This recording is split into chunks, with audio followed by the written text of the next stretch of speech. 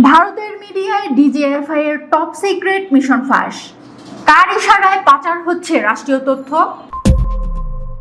হযরত শাহজালাল আন্তর্জাতিক বিমানবন্দরের ভিআইপি টার্মিনালের বাইরে তখন গভীর রাতের নিস্তব্ধতা।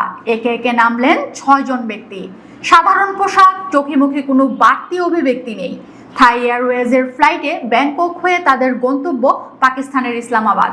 রাষ্ট্রের সর্বোচ্চ সুরক্ষা বলয় এবং টপ সিক্রেট এই অপারেশনটির প্রতিটি পদক্ষেপে থাকার কথা ছিল নিখুঁত গোপনীয়তা। কিন্তু রানওয়ে ছেড়ে বিমানটি আকাশে ডানা মেলতেই ভারতের আসাম ভিত্তিক সংবাদ মাধ্যম নর্থ ইস্ট নিউজের কল্যাণে দিল্লির সাউথ ব্লকের ফ্যাক্স মেশিনে প্রিন্ট হতে শুরু করলো সেই ৬ কর্মকর্তার নাম, পদবি এবং তাদের গন্তব্যের নিখুঁত ব্লুপ্রিন্ট।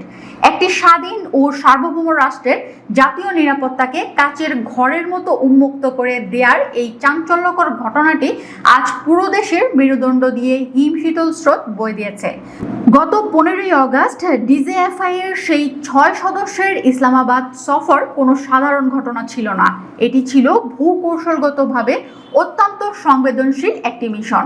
অথচ colonel Mahfuzul Bari, wing commander Imrul Kayes, Mohiuddin Mohammad Asif, squadron leader Raihan Mohammad Chowdhury, Murad Hossain Tushar এবং খন্দকার আরিফুল ইসলামের মতো শীর্ষ কর্মকর্তাদের ফ্লাইট শিডিউল ও অপারেশনাল ডিটেলস কিভাবে ভারতীয় গোয়েন্দা সংস্থা রয়ের হাতে পৌঁছে গেল।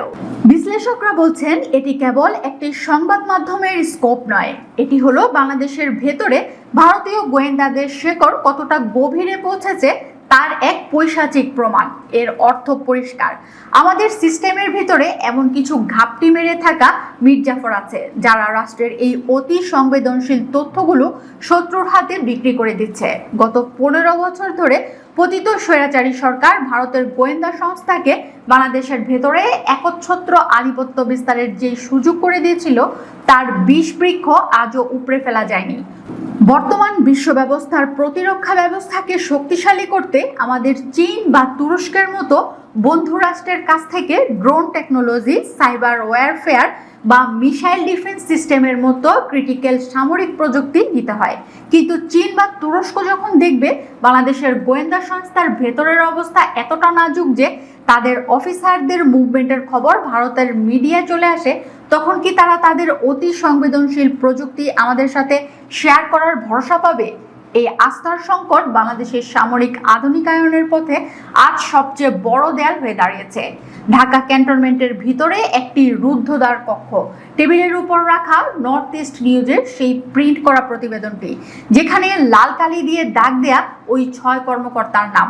একজন জ্যেষ্ঠ গোয়েন্দা কর্মকর্তা পাথরের মতো স্থির হয়ে দাঁড়িয়ে আছেন, তার চোখে কোনো হতাশা নেই, আছে এক হিমশীতল ও ভয়ঙ্কর ক্রোধ। তিনি বুঝতে পারছেন যে দেয়ালকে তারা দুর্ভেদ্য মনে করতেন সেখানে ফাটল ধরেছে। দিল্লির সাউথ ব্লক হয়তো ভাবছে তথ্য ফাঁস করে তারা ঢাকাকে মানসিকভাবে দুর্বল করে দিয়েছে, কিন্তু তারা জানে না একটি আহত বাঘ যখন বুঝতে পারে তার ডেরায় কেউ হানা দিয়েছে তখন তার আক্রমণ কতটা ভয়ঙ্কর হতে পারে। ৫ই অগস্টের ছাত্র জনতার রক্ত দিয়ে দেশটাকে স্বৈরাচার মুক্ত করেছে ঠিকই, কিন্তু অদৃশ্য আধিপত্যবাদের শেকড় এখনো টেবিল থেকে, কোনো সার্ভার থেকে এই টপ সিক্রেট ফেলো তার শেকড় এবার চিরতরে উপড়ে ফেলার কাউন্টার ইন্টেলিজেন্সকে আরো শক্তিশালী করে এই মির্জাফরদের যদি এখনই বিচারের আওতায় আনা না হয় তবে তারা আরো বড় সর্বনাশ ডেকে আনবে। ভোরের আলো ফুটতে শুরু করেছে, এই আলোয় অনেক মুখোশ খসে পড়বে। দিল্লির সাউথ ব্লক যতই জালের ছক বুনুক না কেন, বাংলাদেশের তারুণ্যের রক্তে ভেজা এই মাটিতে কোনো মির্জাফরের ঠাঁই হবে না।